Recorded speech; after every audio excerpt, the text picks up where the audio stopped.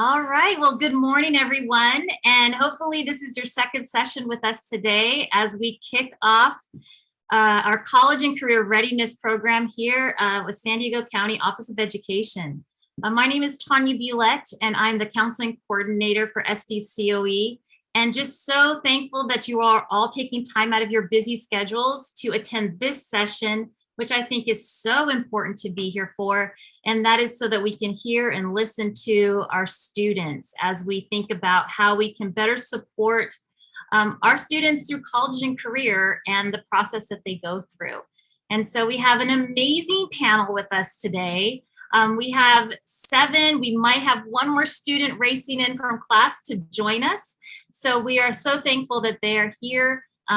They were actually all contacted by various people. These students are amazing. They have all attended a school here in San Diego County, and wait until you hear the impressive list of things that they are all doing.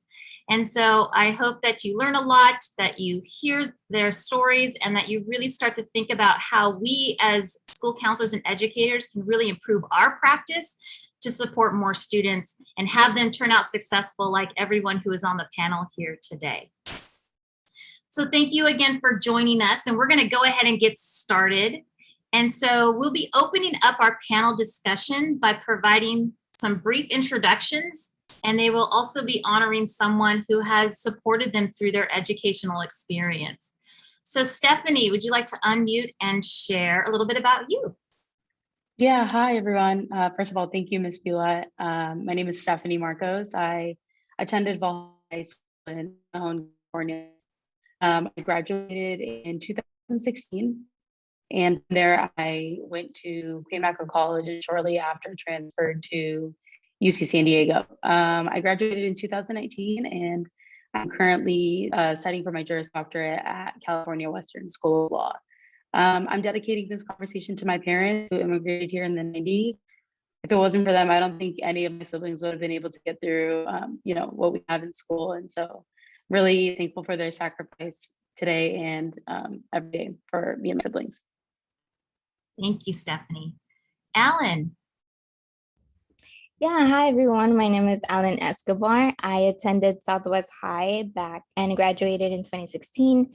I'm currently a 5th year at San Diego State University studying psychology and criminal justice with a minor in leadership. And I'm dedicating this conversation to all the nonprofits that have helped me be where I'm at today, because without them, I wouldn't be here telling y'all how successful I am in college, let alone break that familial cycle by being the first one to go to college in my family. So thank you. Wonderful. Trevor, would you like to share a little bit about who you are? Yes, my name's Trevor Tillman. I attended Crawford High School in City Heights. I'm a 5th year at Point Loma Nazarene University. I'm majoring in Christian studies with emphasis in theology. And I'm dedicating this conversation to multiple people because I did not get to college just purely on my own desire. But it was Portia Dawson, who was the director of Star Pal in City Heights. They're kind of like a college prep program.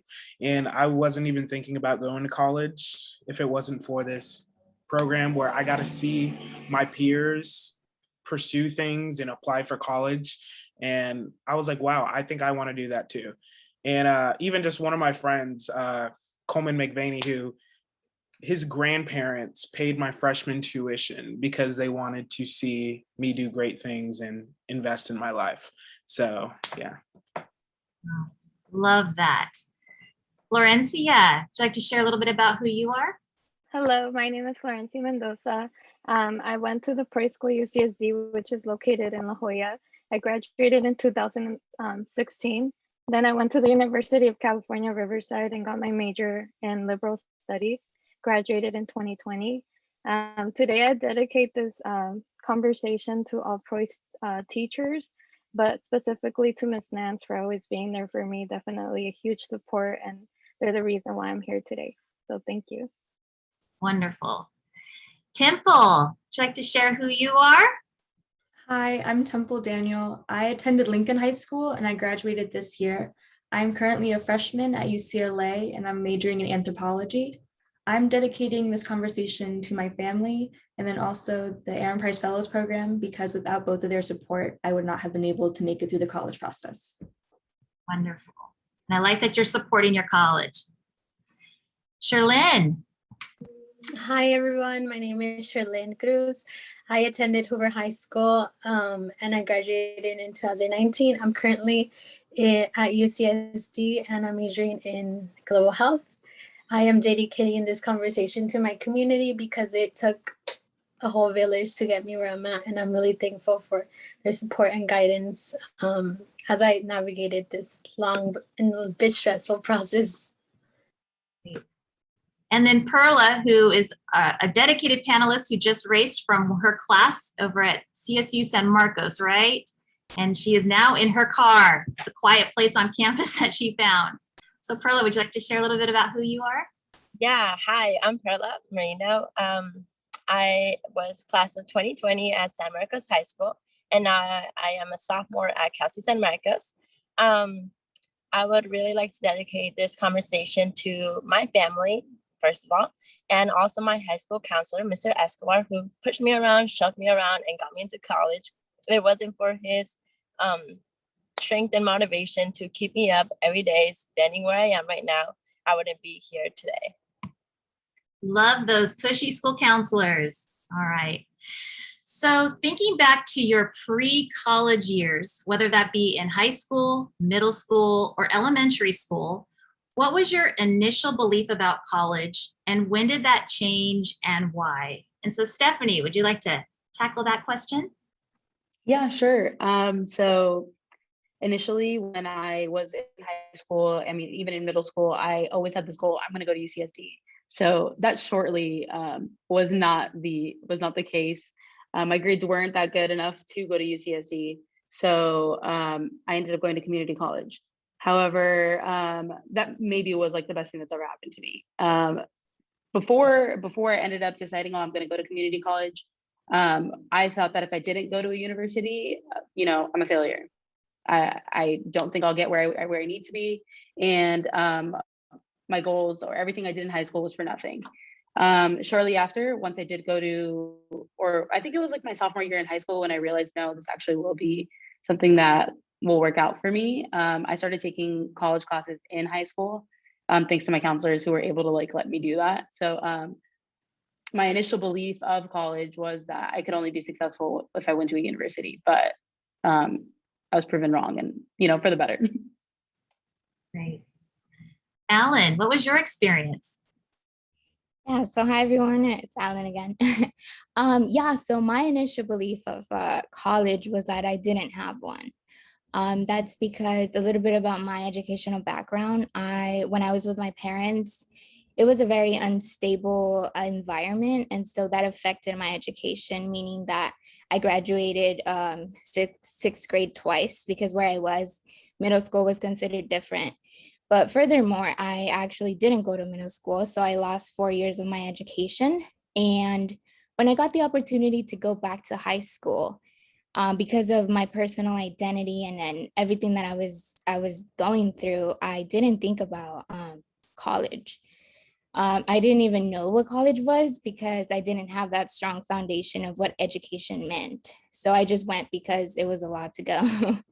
And so in high school, I had the opportunity to have a great social worker that was very resourceful to me. And she actually connected me to a program, a nonprofit organization called Promises to Kids.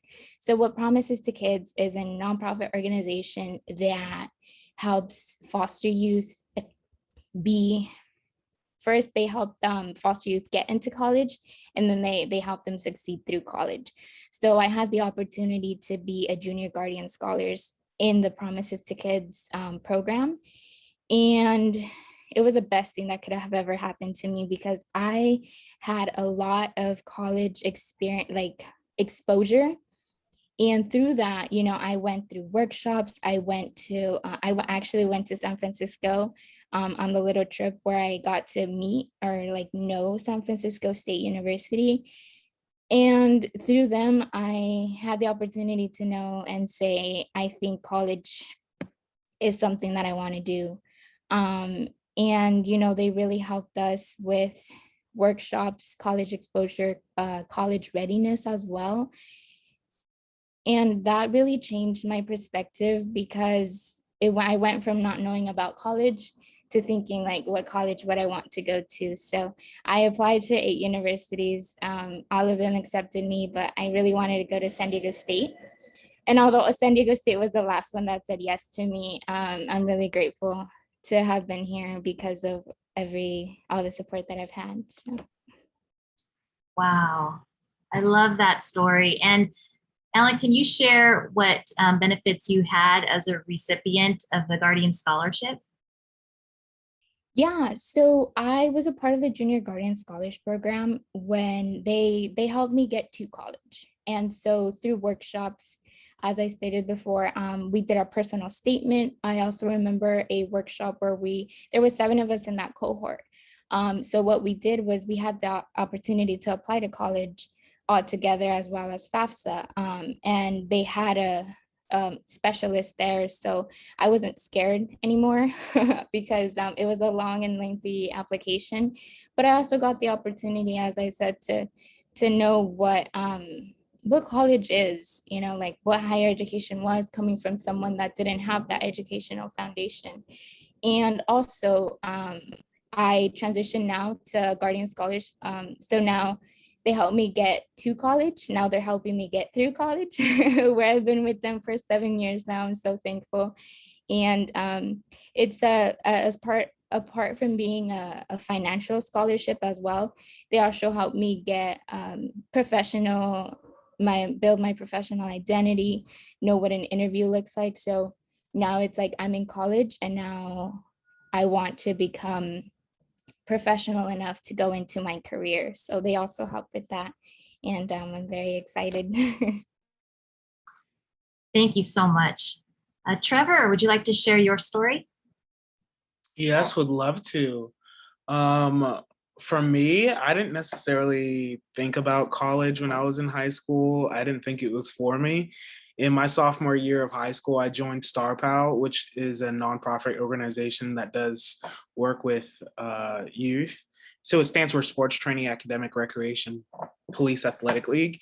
And it was when I was around these other students that went to Gompers and E3 that like really had dreams to go to college, and all of them also came from like rough families, but a lot of them were like 4.0, 4.1, the valedictorian at their high schools. And just seeing my friend, because I became friends with them, and seeing that they wanted to like beat the odds and have a better life, it put something in me of like, wow, like maybe I can do that too. And so I applied to colleges, but even my senior year of high school, I didn't want to necessarily go to college. I only applied because my friends were applying, because no one in my immediate family graduated from college. I think some of them went to community, but no one actually went to a university and got a degree. So I didn't think that was for me. All I wanted to do growing up was like be an actor, be a singer. And my senior year of high school, I just kept hearing about this school, Point Loma, like just through people at my church, through family, friends, and just different stuff. So I applied. And I think it was for me when I went to the preview day and I just felt so welcome, so loved. So like, for me, I'm just a spiritual person. So for me, I just felt like God there, where I was like, this is where I feel like I'm meant to go in this next season of my life. And I didn't go into college like with a major intended. I actually went in undeclared and then changed it. And it was in college where I realized that college was for me, because it challenged me when I didn't know I needed to actually be challenged and leave unhealthy coping mechanisms and unhealthy studying skills behind. So college for me was like the training and birthing ground for success in my life that I didn't realize I necessarily needed until I was actually in college and around other people that wanted to do great things in their life that were growing as people. So For you, you just had to get to the campus. Yeah. That it was happening and that it was true. Wonderful. Florencia, would you like to share with us your story? Of course. So before I start explaining anything, I'm gonna say that I'm what's called a dreamer. In order for you guys to understand everything that I say today. For those who don't know, a dreamer is what it's also known as DACA, which stands for Deferred Action for Childhood Arrivals. Meaning, what DACA does is it gives us a permit to be here, we'll work and go to school. So I do have DACA now, but before I even had DACA, I was pretty much undocumented. So I had no legal status whatsoever. And I didn't know what legal status even meant until I started applying for college and stuff like that. So for me, college was, I knew I wanted to go to school and I knew it was what I needed. However, it seemed so like far away from me at the same time. So I was constantly trying to find resources, trying to find a way around things.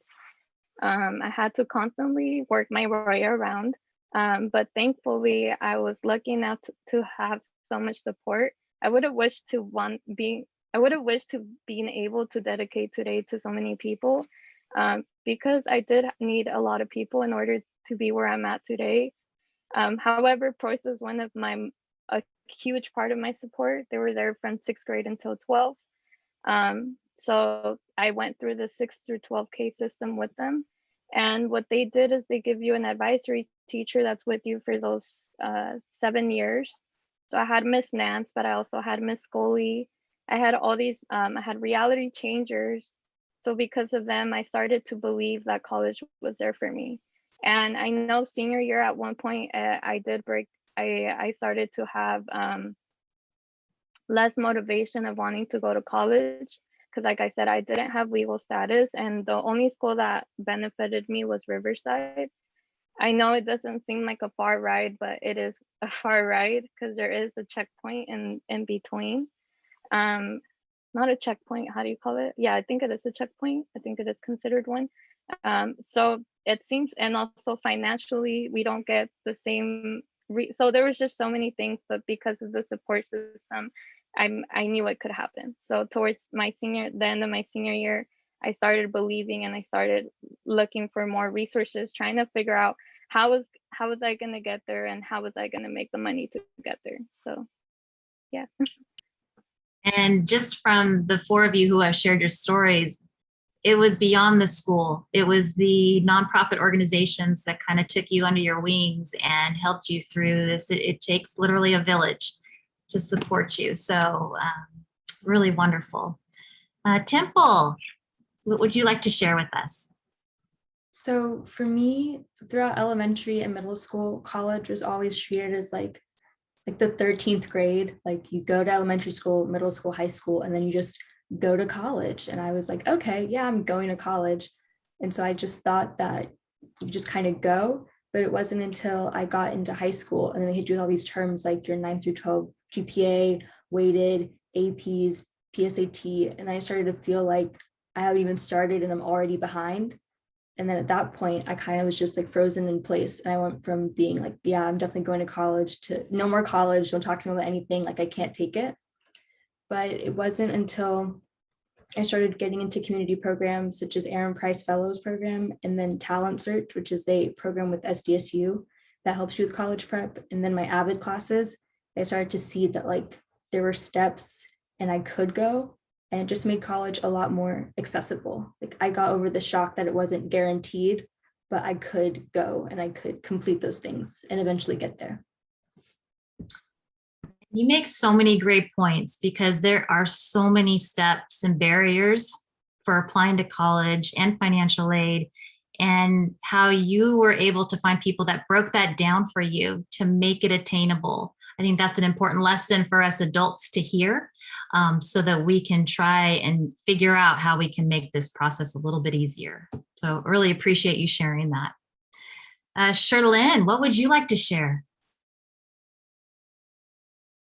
Hi. So for me, I got my first introduction to college in middle school by my mentor and teacher, Mrs. Creeds from Wilson Middle School. So I was part of the robotics club at my middle school, and I was one of like the only girls. So she would always like encourage me to pursue higher education, and with that, I knew that I had to, you know, pursue higher education if I wanted to major in or like pursue a major in STEM.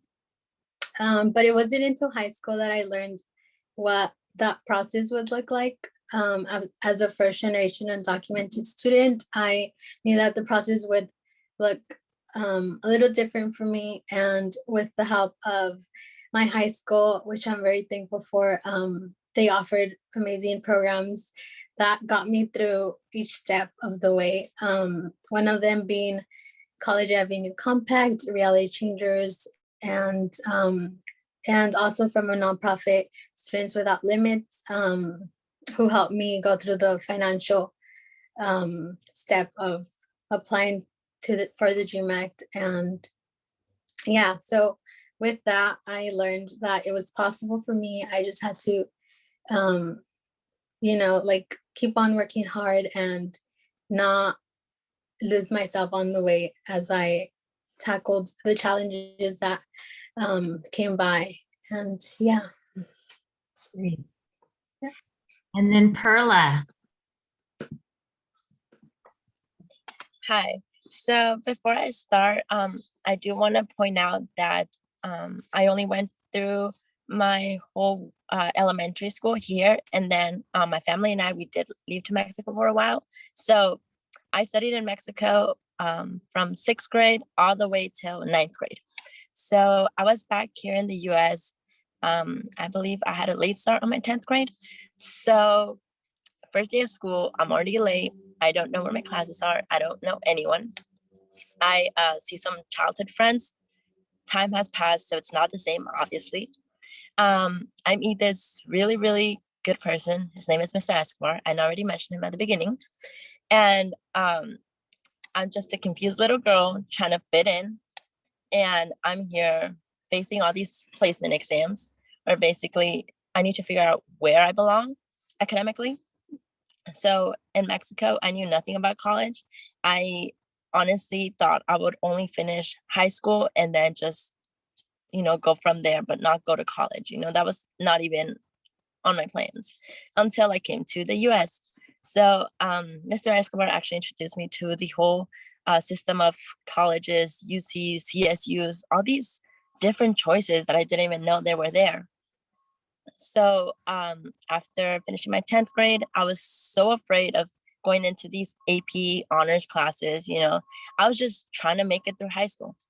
So then it wasn't until my junior/senior year, I actually gathered the courage enough to start attending more AP classes and honors classes just to see how it was, just feel it.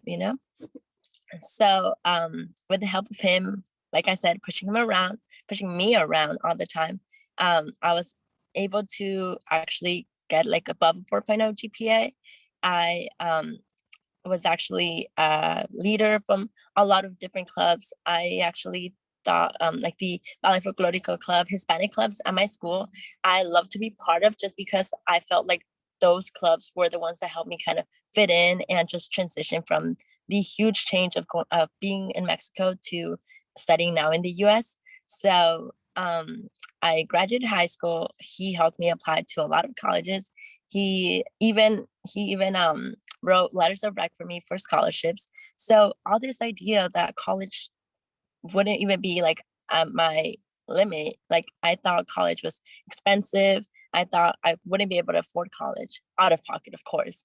And then that's where he introduced me to FAFSA. He introduced me to scholarship organizations and stuff like that.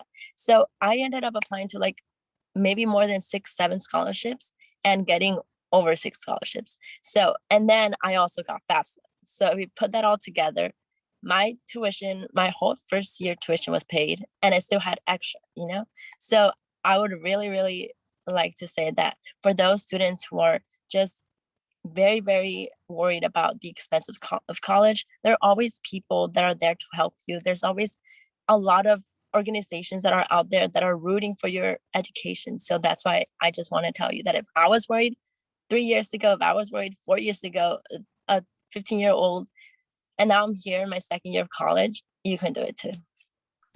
Wow, what an inspiration. What an inspiration from all of you, and in hearing your stories and the people that supported you. That's why we have everyone here listening to your stories, because we want to be those people that you are talking about that are supporting our students. So the next question, we have a couple of you that are going to answer this one specifically, but what were some of the issues, if any, that you had with financial aid or college applications, and how did you get through it? Who helped you? When did you complete it? Was it early? Did you apply early, or did you apply late at the last minute? So Alan, let's go ahead and start with you on that question. Yeah, thank you. So, applications, FAFSA, that one challenge of many I can't pinpoint because it is a process and it is difficult. And coming from like a student that, well, for me, I think I already kind of touched on it a little bit. I'm a foster youth, so I lost my parents at a very young age. And I went into a foster home where I was with them all throughout my high school career. So I was thinking like because I actually opened FAFSA on my own. I was like, okay, I was super excited after I had been connected to Promises to Kids to go to college and see how that would look like. And so I opened my FAFSA early, and I had these questions about, your parents, your educational history and all this. And it was a lot for me to bear. I was like, do I put my guardians as my parents? Like, what does all this mean to me? And so I think that looking at it now, 7 years that I've been doing FAFSA on my own now, I would not have been able to do it without the Guardian Scholars Program, the Junior Guardian Scholars workshops that they had, because to my surprise, my estimated family contribution is 0. And it makes sense to me now because I don't have a family. And what that meant to me was that I didn't know that when you fill in the application, it gets sent to the school system. And it opened up for me another opportunity to be in the SDSU Guardian Scholars Program, which I have a lot to thank for my college experience. I got to live in the dorms for the first couple of years. And I got to also be in the EOP Education Opportunity Program because of that. And so I didn't know how impactful it could actually be to fill out your FAFSA, to get it sent, and then for the other programs to see like, oh, this certain student identifies this certain way. I don't know if you hear the airplane, I'm sorry. And so they get to, sorry. So they get to, invite you to their programs and their support systems and stuff like that. So looking back, yeah, it was definitely really hard. It's a lot of questionnaires, a lot of digging into your past. And to me, it was like a little bit too much. But, through all the healing that I've done, looking back, I'm very grateful. And I actually completed it really early because it was part of my homework for the workshop. But as I said before, I'm very thankful for that opportunity because it opened up other opportunities. And I'm just so blessed to have this community as a support group behind me. And I can say that from an adult's perspective and working with students on the FAFSA and the CADA, that I think that could be a challenge for many of us because it does open up personal things that have gone in. And sometimes you may not be ready to share your story. You may not be ready to share it on a document that's going to the federal government. That could be scary. And we know that when we go through this process that we have to be ready for that and that we have to be prepared to kind of work through some of those challenging things that you maybe have never shared with anybody before. So, Alan, I really appreciate that perspective because that's something I think we think about. It's not just a one and done, black and white, submit it and we'll see what happens. It's really an emotional process for some people.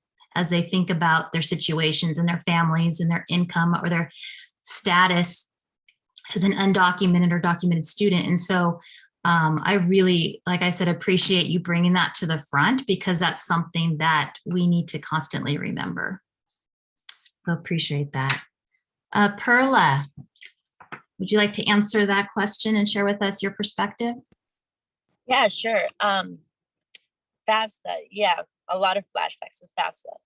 I was part of the AVID program at high school. So I was also put as homework to finish the FAFSA early. I remember spending a lot of my time in the College and Career Center at my high school every single day, and just taking a whole, like, very, very thick pile of tax papers from my parents. So all they did was handed me the file tax papers, and then they were like, sorry, we don't know what to do. Go to your teachers. So I am a first generation college student. So personally, I don't have the biggest like academic support from my parents, but like they do, like they would like to help me and like filing FAFSA and like all that stuff regarding school. However, they are unable to help. So thankfully, there were these teachers at the College and Career Center and also Mr. Escobar, who helped me throughout this whole process. And I know there was like one thing I really, really struggled with on the FAFSA, which was with like the social security number of my parents. And that is because I do have undocumented parents. So not everything was like easy for me in the FAFSA process, just because like at times I would worry like, what would happen if I put like a fake social, you know? More like they would ask me to put like all zeros on the social security number, but like many times it would be rejected. So I would like submit it and then they would reject it and I had to do it again. And then I would submit it and reject. And it was like the whole thing all over again. Until I had to like get on the phone with FAFSA and then go on their website and then just talk to a lot of different people. So all these other problems that could have been avoided, you know, if my parents were documented. But however, that wasn't really a reason to stop me from keeping trying. So when it finally went through, then it was like mailing I believe the signature, just because my parents couldn't sign electronically because of the same problem of the social security number. So I think that was like my major problem with FAFSA overall. Now I file my taxes alone. So this following year, I'll do my FAFSA alone. So hopefully that would be a little easier. I am in college now, so personally, I wouldn't say I'm ready to do it by myself, but I do have the support that I would need here at the college campus as well. So that's regarding FAFSA. And then just financial aid in general, I feel like Mr. Escobar really opened my eyes regarding scholarships, just because like to the thought of like thinking of how much money you could get from other people that are like completely strangers to you. Like they're just, it's very, very amazing how much they could give for you without even knowing you. You know, all you're submitting is basically like an essay, like a personal essay. And how much can an essay really say about you for them to trust you, for them to like trust their money with you? You know what I mean?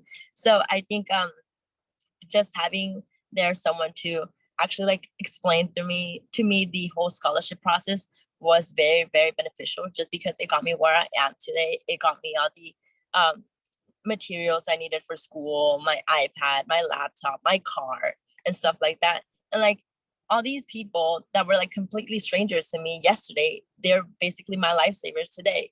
So I think that's what I have to say and what I have to share about FAFSA and scholarship opportunities. Great. Thank you so much. Now we're going to move on to the next question. I know I had a couple of people that I was going to ask that last question to, but we're going to move on to the next one, and I will be including some of you. So how did you bridge high school to college? Who were your connections and what were your challenges? Charlene, we're going to go ahead and start with you.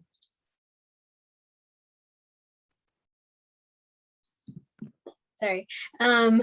So for me, something that helped me transition from high school to college was I did a summer program where I stayed 8 weeks at UCSD and I took 2 classes, and that really helped me create the connections I needed as I went into fall quarter, because not only did it give me like an introduction to what the college life was and what to expect, but it also highlighted like a lot of resources that I could use, such as tutoring and office hours. And that just made my transition to college a lot like easier, because I knew that I had a support system that I could go back to and ask questions to. I'm sorry for the noise, but that I could ask questions to whenever I needed to rely on their support. So that really helped me. Um, I also I also am a Chancellor's Scholars recipient. Um, so basically that program also helped me basically understand, or not understand, but ease my way to college, in a sense that they provided me with support such as financial aid and other classes that benefited me, in a sense that they helped me feel that I belonged in campus and helped me navigate through the emotions that I encounter as I entered this new phase in my life. And yeah, that's how I made my transition from high school to college. And I encourage incoming students to try and take advantage of opportunities such as summer programs at their own colleges, at their own college of attendance, so that it helps them just as it helped me. You bring up a great point, and oftentimes we don't take advantage of that. So it's nice to hear that that is a great opportunity that we need to encourage our students to continue with as they move in. And a lot of colleges now are making it mandatory to attend orientation. So thank you for sharing that. Stephanie, how did you bridge high school to college? Yeah, so to build off of what Charlene said, in during my time in high school, I actually started to kind of bridge my journey into college. I think I was like a sophomore when I started taking community college classes. So it kind of gave me like an insight of like what college classes were like. I was also taking AP classes, and I kind of experienced somewhat of like a change when my professor or my teachers in high school would be like, your college classes are going to be exactly like this. But then when I took college classes at the community college, they were somewhat different. So it was a nice change. It was a nice way to get my feet wet and to kind of bridge that gap between high school and college.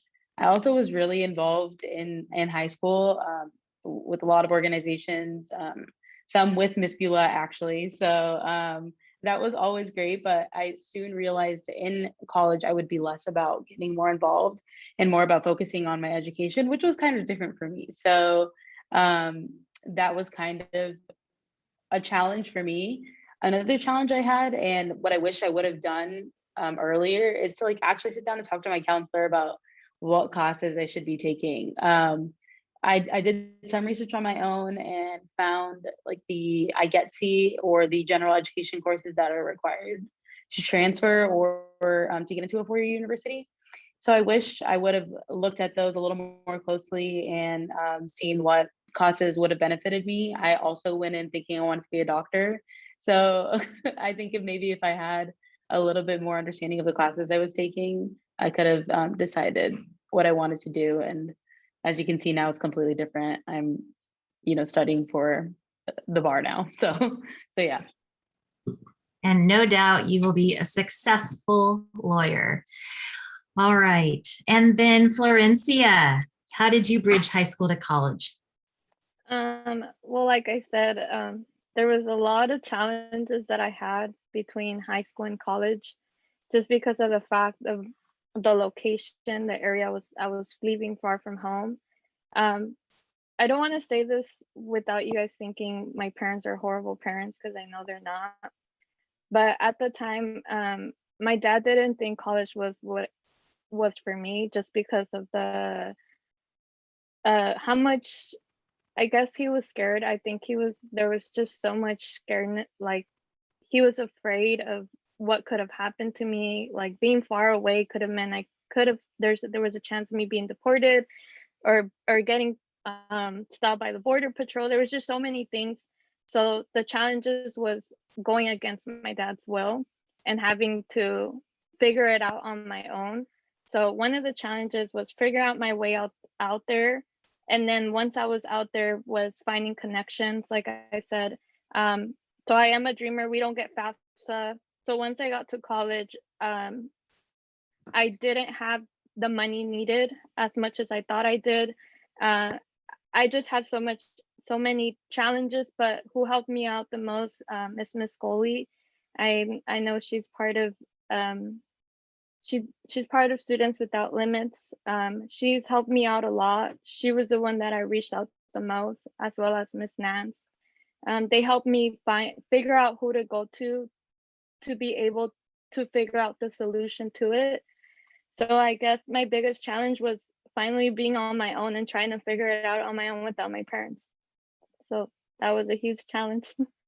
And I think I overcome it by getting directed to the right place. Hopefully yeah. Thank you. All right, thank you so much. And because many of you already answered, our panelists all have the questions. And since many of you already answered question 5, I'm actually going to move on to question 6. And so thinking back to high school, what might you have needed or wanted from the adults around you at school? And what do you wish you would have been told or had known? And I know Stephanie had shared a little bit about her experience, but Temple, would you like to share your story? So for me, I wish that I would have gotten more support with the decision when you actually get the decision, the rejection or the happiness with getting accepted, but then also the sadness with rejection in the process.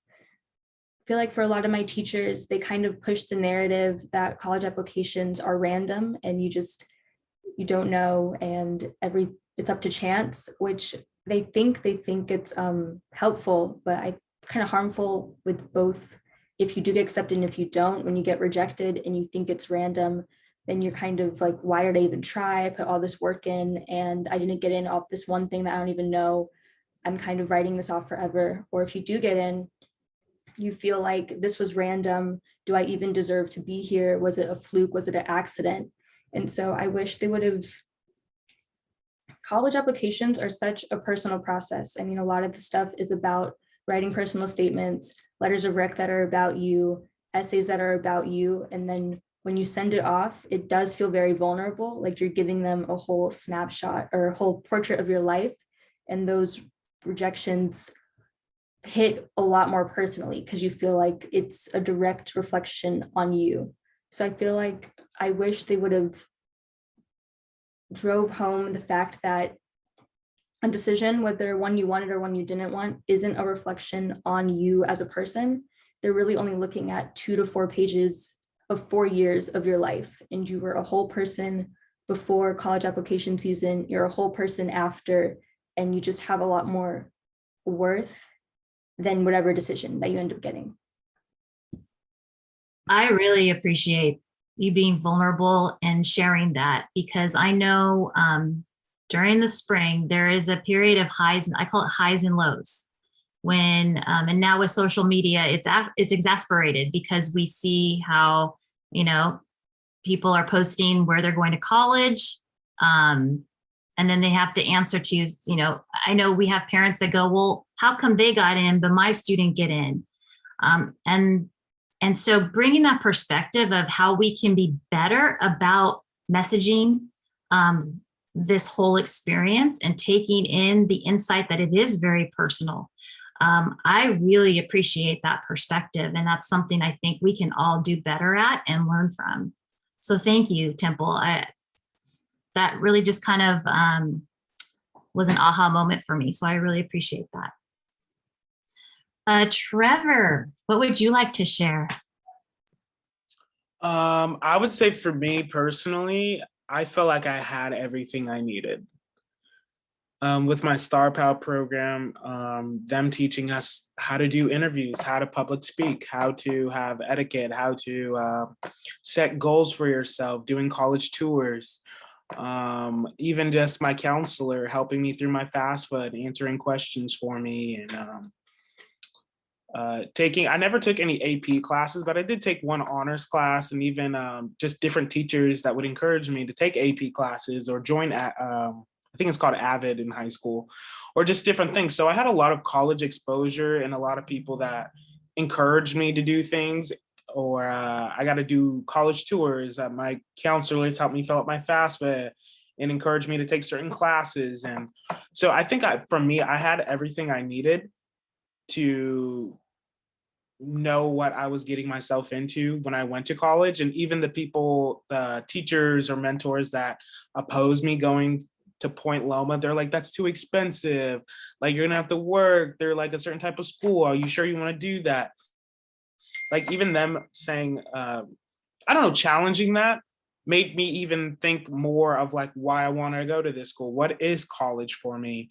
And so I felt like, me personally, even though where I came from was maybe a little less fortunate, I also had a lot of resources at hand to like pour into me. So yeah. Wonderful. Florencia, what would you like to share?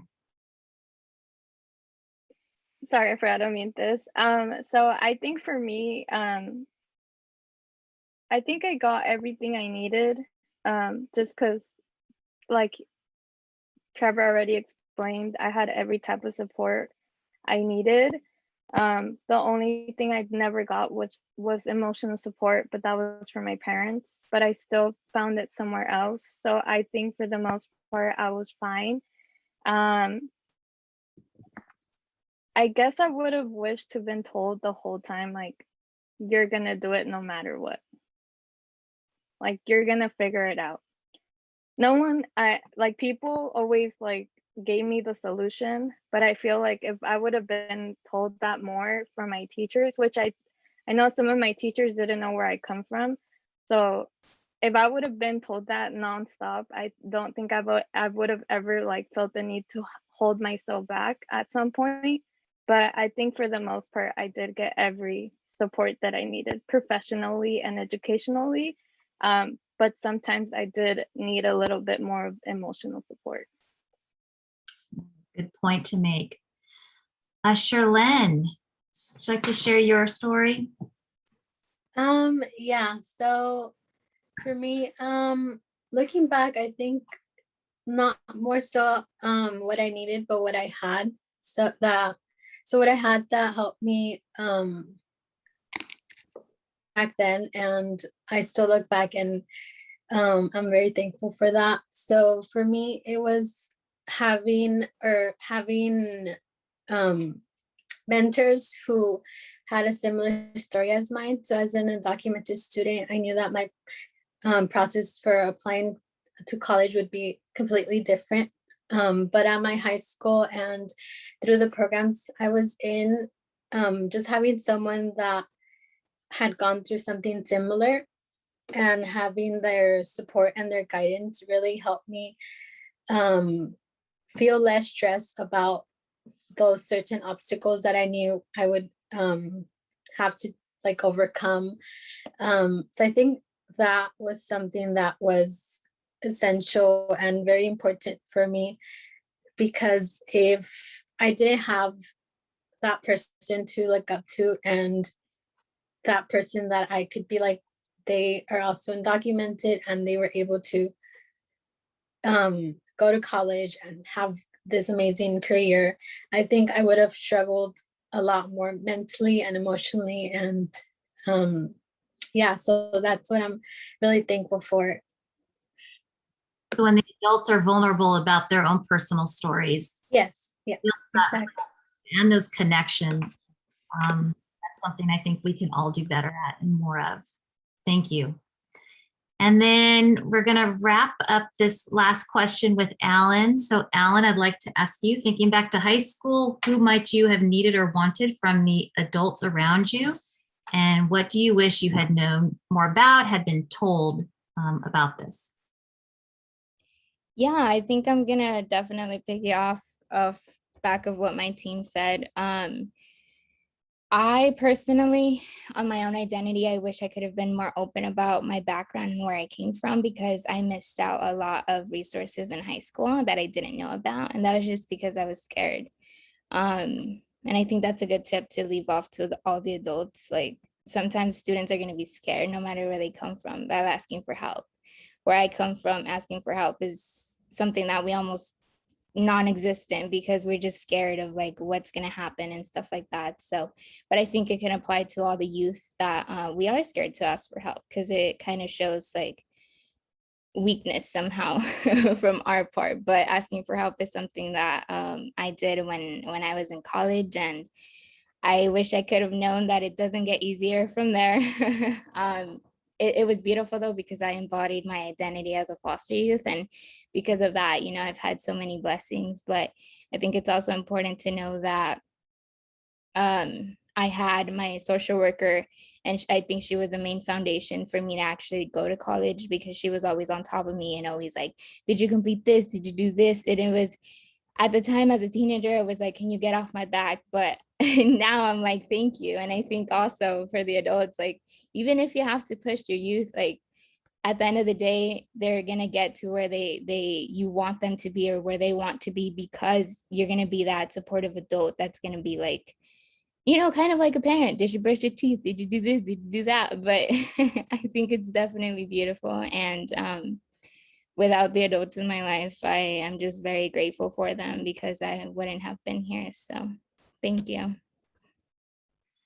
Well, on that note, I just want to say thank you so much to each of you, because having the courage to be here today, to be open, be vulnerable, to share your very personal experiences, it really does help us to think about new ways that we can put in different processes. How can we listen better to our students? How can we make sure that we know their backgrounds and really build that trust as we move forward in helping them through high school, middle school, or elementary school, whatever level adults are present in a child's life. And because of all of you, I don't know how many times I had goosebumps or tears almost formulating out of my eyes hearing your stories. But I think the biggest impact that I had is that where you are all at today and what you have just been resilient through is something that I'm going to continuously carry. And like I said, I really appreciate you being here today. I know everyone here, I see the chat being lit up with people who are saying thank you and how much they appreciate your time here. And so I wish all of you only the best as you continue to be successful, whether you've graduated from college or you're starting college. I just congratulate you for all of the hard work that you've put in, for persevering through the odds, through the challenges, and being that light. I hope that made some of you decide to become school counselors or school social workers. I know, Trevor, you're looking at maybe being a pastor. I see that you are all going into that helping profession in a way to really support and take something that was personal to you and move it forward. So thank you again. And thank you for everybody for being here today to really listen to our students and really hear them and understand them, and hopefully take back something that you can put into practice to better the things that you do as educators. So thank you all again for being here today. I appreciate it. And if our panelists can just stay on a little bit longer, that would be great. Have a wonderful day, everyone.